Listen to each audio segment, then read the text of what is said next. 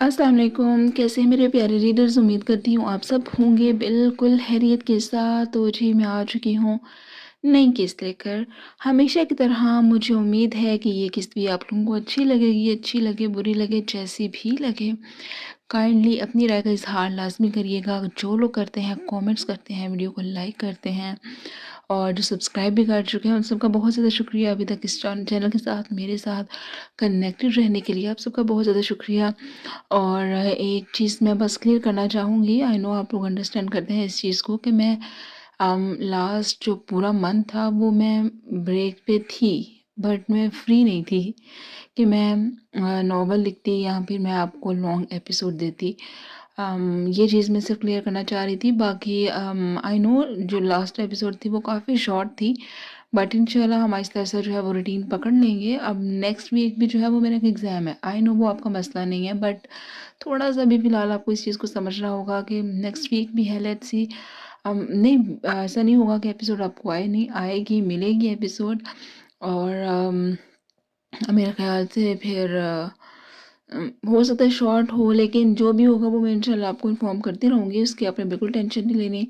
इसके अलावा इस नॉवल को पसंद करने का बहुत ज़्यादा शुक्रिया। कमेंट्स मैंने पढ़े हैं, जो है वो उनका रिप्लाई भी मैं कर दूँगी, साथ इसको अपलोडिंग भी लगाती हूँ, साथ उसको आप लोगों को रिप्लाई कर दूँगी, ठीक है?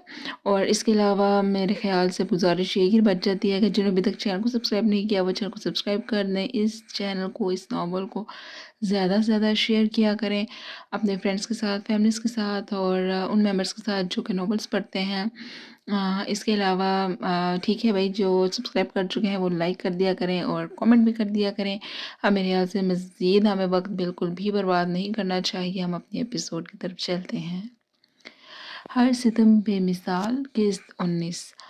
रात के खाने के बाद सब बड़े तो अपने अपने कमरों में आराम की गर्ज से बंद हो चुके थे, लेकिन यंग जनरेशन अभी तक मेहमानों के हक अदा करते मेज़बान बनने में कोशात है, जिनमें सरे फहरिस्त कोई और नहीं बल्कि आयला और जारिया पेश पेश थी। और इसमें ज़बरदस्ती आइलीन को भी शामिल कर लिया गया था, चूँकि ज़ावियान अफरीदी जो कि शाम से ही गायब था और रात देर तक भी इसकी वापसी नहीं हुई थी, इसलिए आइलीन यहाँ कदरे पुरसुकून थी। भले बुरा वतन ही सही, आलियाना को यहाँ वक्त गुजार के अच्छा नहीं तो इतना बुरा भी महसूस नहीं हो रहा था। इन सब के दरमियान कुछ वक्त गुजार कर वो इतना तो जान गई थी कि ये सब आम होते हुए भी इतने आम लोग नहीं थे। हर खानदान की तरह इनमें भी मसले थे, लेकिन रिश्तों का पास रखना आफरीदीस जानते थे। कम ज़र्फ नहीं थे, थोड़ी सी इज्जत के बदले बहुत इज्जत देने से भी पीछे नहीं हटते थे। सलमान अफरीदी, सुलेमान अफरीदी सबसे मिलकर इसे अपनायत महसूस हुई थी। बिलखसूस ज़मीना खातून से मिलकर वो अजीब एहसासात का शिकार थी। वो एक पावरफुल लेडी थी, जहाँ रिश्तों का पास रखना जानती थी, वहीं उनकी शख्सियत सामने वाले को अपनी हद में रहने पर मजबूर कर देती थी। वो सब उसे वैसे ही लगे थे जैसे मिस्टर सरफराज एंड फैमिली से सुना था, खुश अखलाक, सुलझे हुए और वज़ादार। लेकिन ये सब तो आम हालात में दिए गए आम से रद्द अमल थे। आम हालात में तो सब अच्छे ही होते हैं। क्या होता जब वो ये राज आश्कार कर देती कि इस घर के वारिस चश्मो चराग और अनोखे लाडले ने किस तरह निकाह का सर्टिफिकेट लेकर इसका निस्वानी बिंदार मेला किया था। ज़मीना खातून का तब क्या रद्द-ए-अमल होता जब वो अपने साथ हुए इस रेप का यहाँ ऐलान करती? तब क्या वो अपने पोते को छोड़कर आलियाना का साथ देती? नहीं, ये नामुमकिन था। वो मेन हॉल में मौजूद सोफे पर बैठी, नज़रें सामने टीवी की चलती मगर खामोश स्क्रीन को बेख्याली में घोटते सी तरह की सोचों में उलझी थी। पहले की बरक्स वो इस वक्त लाइट पिंक कलर के नाइट सूट में मलबूस थी, जो कि लूज बटन डाउन शर्ट और लूज ट्राउज़र पर मुश्तमिल था। पूरे हॉल में हीटर की हिद्दत के बायस शॉल लेने की उसे ज़रूरत महसूस नहीं हुई थी और आदतन तो दुपट्टा यह शॉल वैसे भी नहीं लेती थी। घुंघरियाले बाल अलबत्ता अभी भी पहले की तरह खुले, कुछ कमर पर तो कुछ चेहरे को दोनों तरफ से घेरे में लिए हुए थे। دونوں پاؤں کینچی کی صورت میں رکھے مسلسل حرکت کر رہے تھے۔ گھور سے موٹی موٹی آنکھیں ٹی وی پر، مگر ذہن کہیں اور ہی بھٹک رہا تھا۔ وہ یوں ہی جانے کتنی ہی دیر بیٹھی رہتی کہ کسی احساس کے تحت اس نے اپنے دائیں جانب دیکھا تھا۔ نظریں سامنے کے منظر پر اسٹل ہوئی تھیں تو جیسے ذہن کی سکرین پر چلتی فلم اور پھر آنکھوں کی پتلیوں پر رقص کرتا منظر ذہن کے پردوں پر بھی لہرانے لگا تھا، مگر کچھ وقت کی حیرانگی کے تاثر سے زیادہ وہ کسی جذبے کا اظہار نہ کر سکی تھی۔ بیٹھے سے اٹھ کر کھڑے ہونے کی زحمت تو بالکل بھی نہیں کی تھی۔ پھر بے تاثر نگاہ سے سامنے کھڑے نفوس کو نوازنے کے بعد وہ نظریں سامنے ٹی وی کی چلتی مگر خاموش سکرین پر مرکوز کر گئی۔ دوسری جانب نیلی آنکھیں اس پر جمی اس کا باغور جائزہ لے رہی تھی۔ سر سے لے کر پیر تک اس نائٹ سوٹ میں ملبوس بنا شال اور دوپٹے کی اس لڑکی کو دیکھ دیکھ اس کے ماتھے پر بل پڑ رہے تھے۔ ناگواری پہلا تاثر تھا جو آج اسے آلیانہ کو دیکھ کر محسوس ہوا تھا۔ اس کے پیچھے ہی وہ بھی بیزار سا کھڑا تھا جو کہ شاید اس بار بھی زبردستی اپنے مالک پلس دوست کے کہنے پر یہاں پھر سے آنے پر مجبور ہوا تھا۔ دونوں ہی ہم رنگ یعنی کہ سیاہ لباس میں موجود تھے۔ فرق صرف اتنا تھا کہ ایک نے ٹو پیس سوٹ کے ساتھ گلے میں مرون کلر کا اونی مفلر ڈال رکھا تھا جس کے پنے گردن کے پیچھے سے ہوتے سامنے ہی جھولتے نظر آ رہے تھے، جبکہ خود Altamash Afridi black jeans shirt کے ساتھ بلیک ہی لانگ کوٹ میں ملبوس تھا۔ بلیک رنگ ان افریدیز کو بہت جچتا تھا۔ آلیانہ سوچے بنا نہ رہ سکی تھی۔ تم اس وقت یہاں کیا کر رہی ہو؟ التمش افریدی کی آواز سارے سناٹے میں گونجی تو آلیانہ اس کے تیکھے انداز اور سوال پر گہری سانس بھر کر رہ گئی تھی۔ بنا کوئی بھی جواب دیے وہ ہنوز نظریں سامنے کی چلتی خاموش سکرین پر مرکوز کر گئی۔ اس کے ایٹیٹیوڈ پر محض التمش افریدی ہی کیا، اس کے پیچھے کھڑا الہان بھی اش کر اٹھا تھا۔ یہ پہلی ہی لڑکی کیا پہلا نفس تھا جس نے التمش افریدی کو یوں اگنور کرنے کی ہمت کی تھی۔ بمشکل مسکراہٹ لبوں میں دباتے وہ گلا کھنکارتے التمش کے قریب سے گزرتا منظر سے ہٹ گیا تو پیچھے التمش افریدی اس کے گلا صاف کرنے کے انداز پر اس کی پشت کو گھورنے کے بعد اپنے سامنے بیٹھی اس لڑکی کو خون آشام نظروں سے گھورنے لگا تھا جو کہ جانے خود کو سمجھتی کیا تھی۔ الہان کے جانے کے بعد وہ دونوں ہی حال میں لگے فانوس کی زرد روشنی میں چلتی خاموش ٹی وی سکرین کے ساتھ رہ گئے تھے، اکیلے اور اپنے اپنے زوم میں مقید دو نفس۔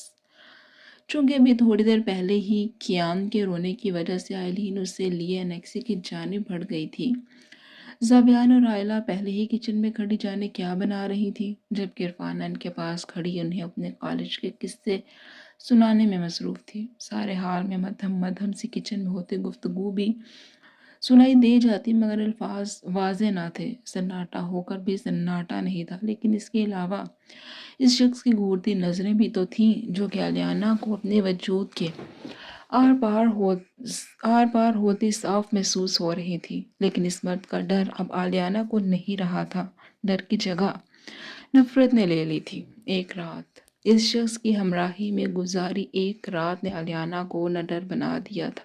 کیوں؟ کیونکہ اب اس کے پاس کھونے کو کچھ بچا نہیں تھا، اور جو بچا تھا اسے بچانے کے لیے وہ اپنی جان بھی دے سکتی تھی۔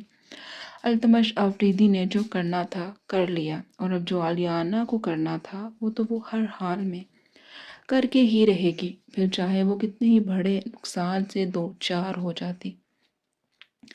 التمش افریدی بڑی فرصت سے پینٹ کی دونوں جیبوں میں ہاتھ ڈالے کھڑا تھا، پھر ایک نظر اس حسین بلا پر تو دوسری نظر سامنے ٹی وی کو گھورنے کے بعد اس کے وجود میں حرکت ہوئی تھی۔ دو قدم آگے بڑھا، ٹی وی کنسول سے ریموٹ اٹھا کر ٹی وی بند کیا اور تن کر اس کے سامنے کھڑا ہو گیا۔ اس کی اس حرکت پر آلیانہ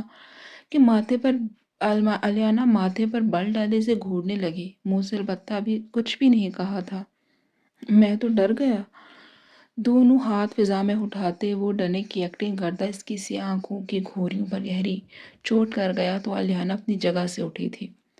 تمہیں ڈرنا بھی چاہیے مسٹر آفریدی، دونوں بازو سینے پر باندھے وہ 2 قدم اٹھاتی التمش کے بالکل مقابل آن کھڑی ہوئی تھی۔ سی آنکھوں میں جتنی آگ تھی لہجہ اس کے برعکس اتنا ہی ٹھنڈا اور برفیلا تھا۔ التمش آفریدی نے اس کے انداز کو باغور دیکھا تھا۔ سب کچھ لٹ جانے کے باوجود بھی یہ لڑکی یوں اس کے سامنے بنا ڈر خوف کے کھڑی تھی۔ دانت تو بنتی تھی۔ عام طور پر لڑکیاں سب کچھ چھن جانے کے بعد دنیا سے منہ چھپائے پھرتی ہیں۔ سلکی ماتھے پر پڑے بالوں کو ہاتھ سے پیچھے کرتا وہ گویا ہوا تو اس کے لہجے میں حقارت تھی۔ آلیانہ کا چہرہ 1 سیکنڈ سے بھی کم وقت میں گلابی سے لال سرخ پڑا تھا، یقیناً غصے سے۔ یہی تو المیہ ہے مسٹر آفریدی، اپنی زبردستی کی بیوی کے ساتھ زبردستی کرنے کے بعد تم جیسے ٹکے ٹکے کے مرد یوں ہی اپنی مردانگی کا پرچار کرتے ہیں۔ لہجہ سادہ تھا مگر الفاظ سیدھے اور سادے سے بالکل بھی نہیں تھے۔ التمش آفریدی کا چہرہ دھواں دھواں ہوا تھا، اندر کہیں آگ سے بھڑک اٹھی تھی۔ ہونٹوں پر بکھری تماسخرانہ مسکراہٹ پل میں سمٹی تھی۔ کیئرفل، ورنہ یہ 1 ٹکے کا مرد 1 پل نہیں لگائے گا تمہیں تمہاری اوقات دکھانے میں۔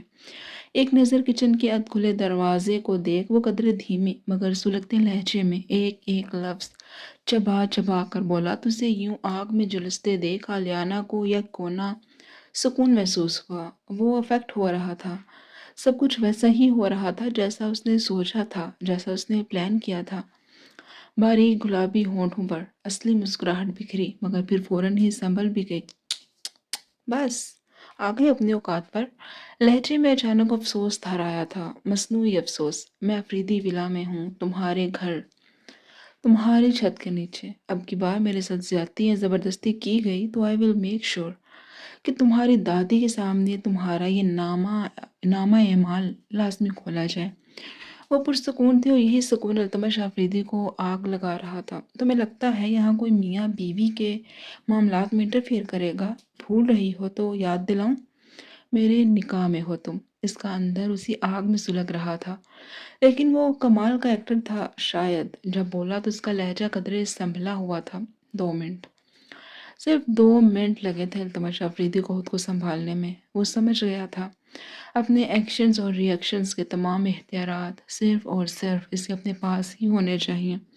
کیا واقعی کوئی ثبوت، کوئی نکاح نامہ، کوئی تصویر، کچھ تو ہوگا نا؟ آلیانہ نے پہلو بدلتے پوچھا۔ سوال کے ساتھ انداز بھی وہی تھا جو کچھ دن پہلے التمش آفریدی نے اس کے منہ پر مارا تھا، نہ چاہتے ہوئے یا پھر جلد بازی میں۔ اس کے لہجے میں محسوس کی جانے والی بے چینی دھر آئی تھی۔ ان میں سے کوئی ایک ڈاکیومنٹ، کوئی ایک ثبوت بھی مل جاتا تو اس کے لیے کافی تھا۔ ارے میری بیوی کہلوائے جانے کے اتنا مر رہی ہو؟ التمش کو تو گویا اس پر چوٹ کرنے کا موقع مل گیا تھا۔ 2 قدم اٹھاتا وہ اس کے قریب آیا، ذرا سے اس کے کان میں جھک کر سرگوچی نما آواز میں بولا تو آلیانہ کا دل چاہا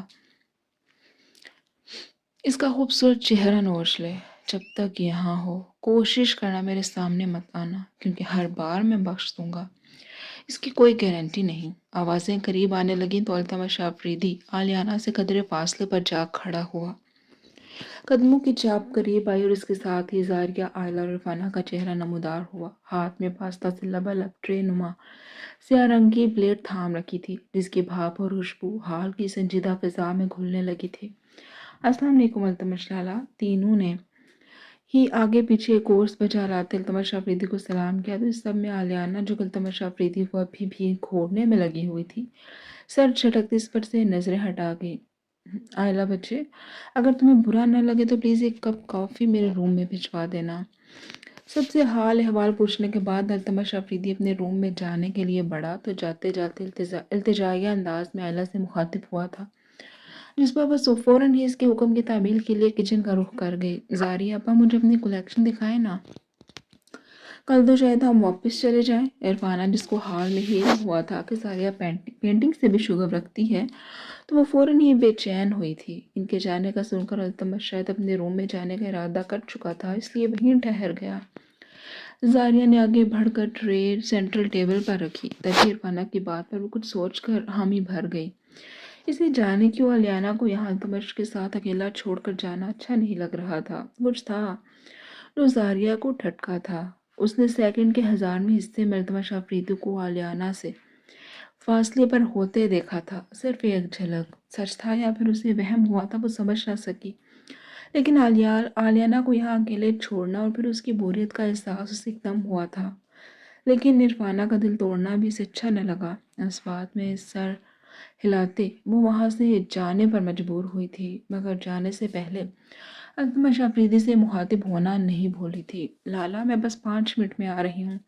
आप तब तक प्लीज़ आलियाना को अपनी पार्टी के मोटिव के बारे में बताएं। इसे पॉलिटिक्स और पॉलिटिशियंस की लाइफ में काफ़ी दिलचस्पी है। वही मेज़बानी आड़े आ गई, लेकिन जारिया के सादे से अल्फाज और बेहया अंदाज में आलियाना का भांडा फोड़ते, ये जा वो जा। वो दोनों एक बार फिर अकेले रह चुके थे। टीवी की स्क्रीन साकत थी।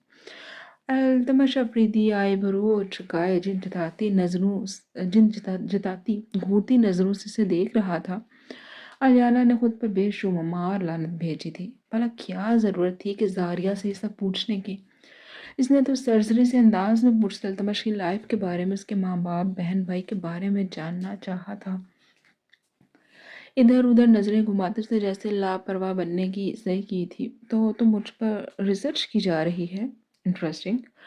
वैसे अगर मेरे बारे में ज़्यादा तफसील चाहिए तो I would love to help, but दोनों हाथ पैंट की जेबों में डाले इसने खुले दिल से ऑफर की थी। होंठों पर दिल जलाती मुस्कुराहट अब भी कायम थी।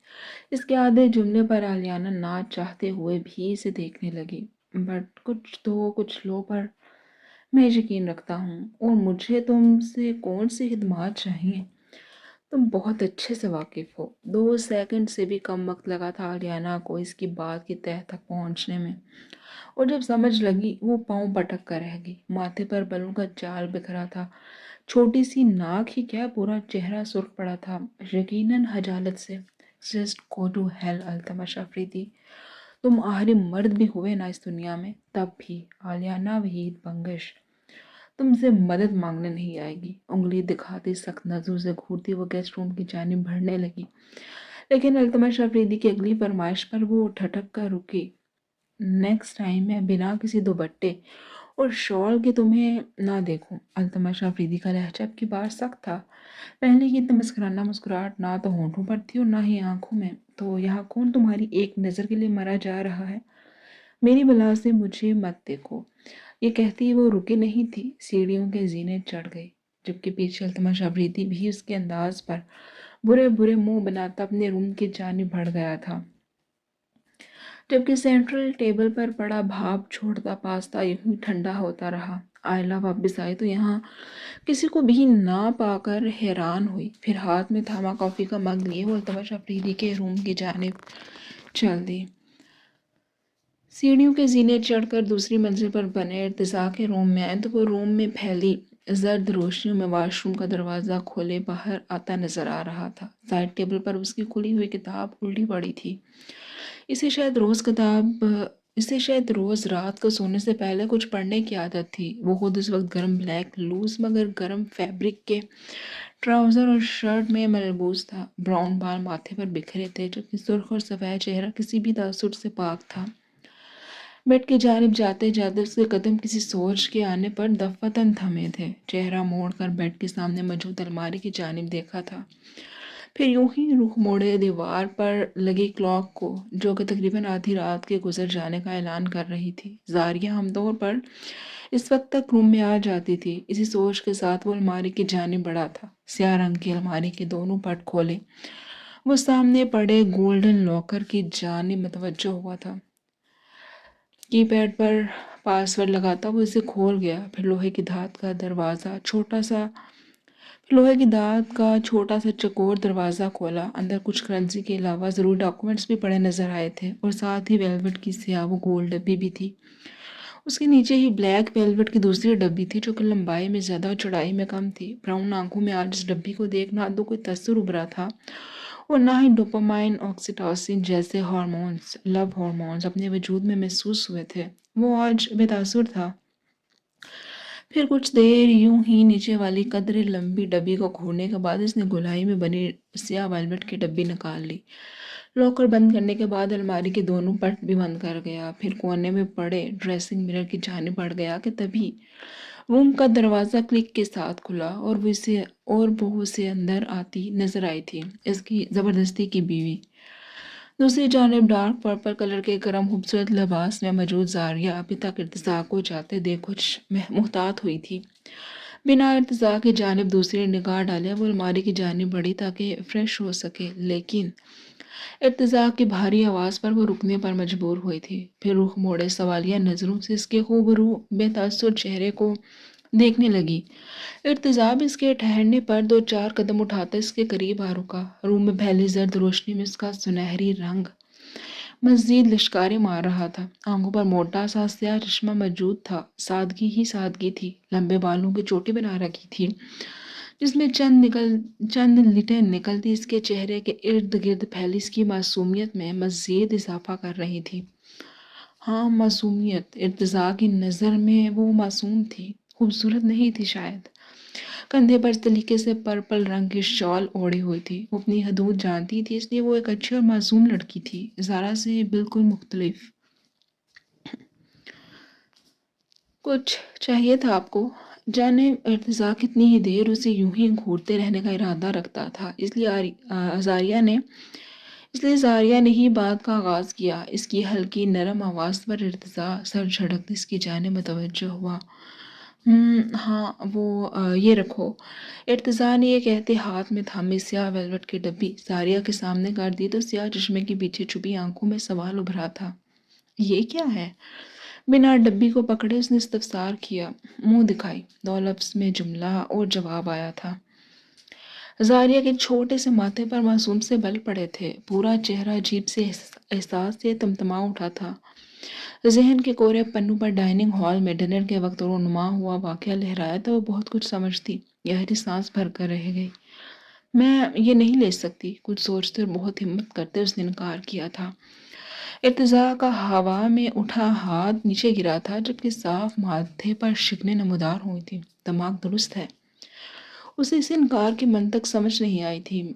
आप मुझे मुझे हथियार बनाकर जो कुछ कर रहे हैं मैं अच्छे से उससे बाखबर हूँ। ठहर ठहर कर टुकड़ों में वो अपना जुमला पूरा करने में बिलाहिर कामयाब ठहरी थी। अच्छा, ज़रा आप बताना पसंद करोगी? इर्तिज़ा ने उलझन भरे अंदाज में दोनों हाथ सीने पर बांधे जैसे इससे तसल्ली से वजाहत मांगी थी। आप मेरी आड़ में ज़रा आपा को जेलिस जस्ट शट आप ज़ारिया। इर्तिज़ा शायद अभी सच सुनने के मूड में नहीं था, लेकिन मूड हो या ना हो सच सच ही रहता है, बदल नहीं जाता। कदरे ऊंची खुरदरे लहजे में बोला नहीं था, दबे दबे अंदाज में चीखा था। ज़ारिया ने बेसाख्ता दो कदम पीछे लेने चाहे, लेकिन इर्तिज़ा ने कोशिश नाकाम बना दी थी। बाजू से थामे वो इससे ज़बरदस्ती इसका हाथ अपने हाथ में थाम गया। छोटी सी साफ सुथरी हथेली आगे को खोलते उसमें स्याह डब्बी रख गया। कल सुबह मुझे ये तुम्हारी कलाई में नज़र आने चाहिए। Is it clear? लहजा ज़िद्दी था। ज़ारिया का वजूद उसकी गर्म सख्त गिरफ्त में ठंडा पड़ने लगा। आंसू टिप टिप गुलाबी रुखसारों पर गिरने लगे। आंसू से भरी आंखें लिए वो बच्चों से अंदाज में होठों को दबाए नफ़ी में सर हिला गई, जिस पर आंखों का प्याला फिर से छलक पड़ा। इसके अंदाज पर तिज़ा गहरी सांस भरता चिढ़ सा गया था। क्या मुसीबत है? अब की बार लहजा उकताया हुआ था। आपके जो भी काम है वो मैं कर दिया करूँगी, लेकिन मैं ये नहीं लूँगी ज़ारा आपा को जलाने के लिए तो बिल्कुल भी नहीं।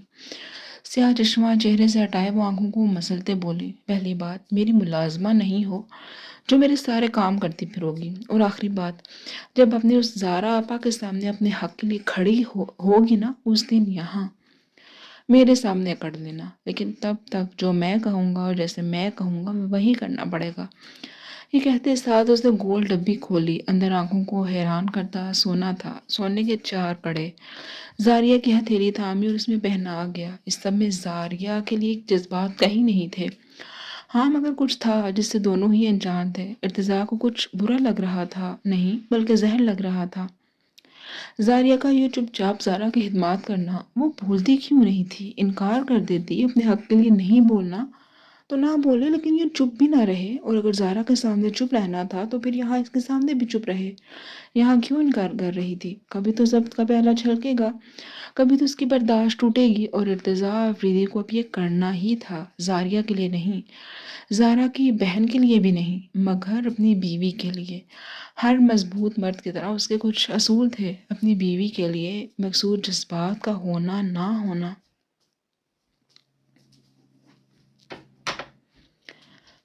ایک الگ مسئلہ تھا، زارا کا مسئلہ بھی ایک الگ مسئلہ ہی تھا، مگر عزت پر کوئی کمپرومائز نہیں تھا، اور یہ بات تو روز اول سے طے ہے کہ بیوی کی عزت اس کے شوہر کی عزت کے ساتھ مشروط ہے۔ وہ ان کمزور مردوں میں سے نہیں تھا جو کہ اپنے خاندان کے حوالے اپنی بیوی کر دے اور وہ جیسے بھی چاہے اس کے ساتھ سلوک روا رکھیں۔ بہرحال ایک مرد کو اتنا مضبوط تو ہونا ہی چاہیے۔ کچھ اس عقل میں میری بات سمائی یا ابھی تک وہیں کھڑی ہو؟